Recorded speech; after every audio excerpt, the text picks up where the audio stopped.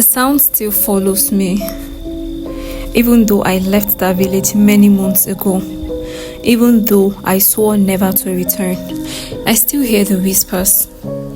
It waits until the night is deep and the world is quiet. Then it calls my name again. And each time, I fear one day I would answer. When I returned to my own village after the dreadful night, they gathered around me, eager to hear the message I had carried, the news I was sent to deliver. But I had no voice for it. My tongue was heavy, my heart was burning with what I had seen. Instead of words, I fell on my knee, trembling. I told them only this: there is something in that village, something that wears the night like claw. The elders sat in silence. The women covered their mouths close to their mothers. For many days, I could not eat. Each time I closed my eye, I saw those empty glowing eyes staring back at me through the window, those long arms dragging clouds across the hot wall. But when I began to ask myself why would anyone live in such a place? Why would men and women, strong and wise, raise their children in a land where the night itself haunts them? The answers came slowly from the mouth hunters, from farmers, from wandering traders. The land was blessed. The soil of that village was richer than any other. Their yams' balm were always full, their palm wine sweeter, their goats fatter, their rivers never dried. Even when other lands suffered hunger, their field shone green. The land was too good to live, so the people stayed, even if it meant living like prisoners in their huts when the sun went down. But me, I could not stay there. Something inside me would not rest. Maybe it was pride, maybe it was madness, or maybe the spirit had chosen me. One night, as the moon climbed high, I sat by the fire with my staff in hand and whispered to my ancestors, I must go back, I must face it. If not, my spirit will never know peace. The next morning, I wrapped a red cloth around my waist and tied charms of cowries and leather to my arms. I carried my feathers hunting knife. I smeared white chalk across my forehead and the marks of protection, and I went back to the cursed village. When I arrived, the people saw me and shook their head. Why would you return? They asked. I told them the truth. The spirit knew my name now. Even if I run, it will follow me.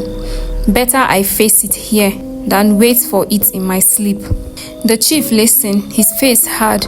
He told me the old story, the story no outsider had ever heard.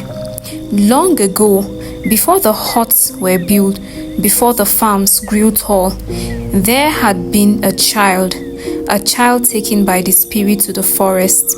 Some say he was wandered too far at dusk. Others say her parents broke a taboo. Others says her parents broke a taboo and she was offered as punishment. But when the people buried her anklets under the earth and returned home, the night changed forever.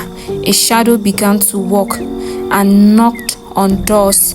It called name. It scratched the earth. It had the voice of a child, but the hunger of something far older. The people learned the rule: never open the door after dark, never answer the call, and life went on. That night, I stayed again in the same hut. The villagers bolted their doors and snuffed out their fires.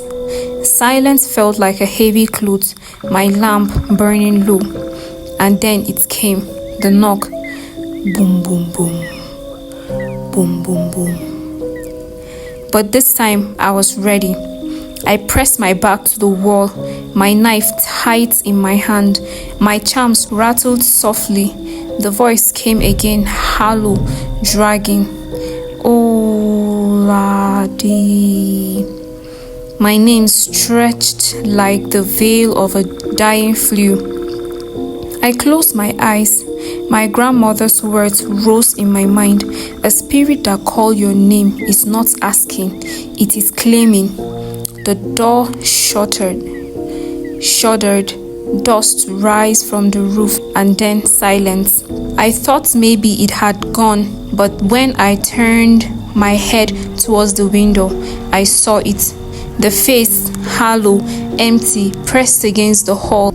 Its glowing eye fixed on me, its lips opened wider than any human mouth, and a sound like many voices came out at once. I fell back, shocking on my own breath, but then something happened I did not expect. The lamp flicked, and for a moment, I saw not just a spirit, but a child, a little girl, barefooted, wrapped her turn, anklets missing from her foot, her eyes begging, yet her mouth stretched in that cursed scream.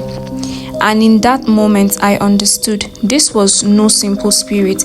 This was a soul bound in pain.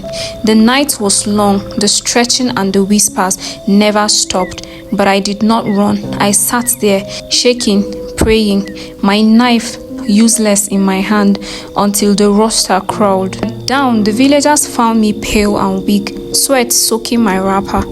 The earth at the door was scratched again, deep grooves impossible for any man, and once more a child trinket lay in the dirt, a head cracked and blackened with age. I lifted it up and spoke to the chief. This is not just a curse, this is a wound that had not healed, and until it healed, your village will never know peace. The chief's eyes darkened. We know, he said, but to heal it, no one faced the forest where she was taken. No one who has gone has ever returned. The words chilled me, but in my heart, I knew what I must do. I had come back not just to survive, but to uncover the truth. And if I was to survive another night, I would have to walk where no man dared to walk, into the forest.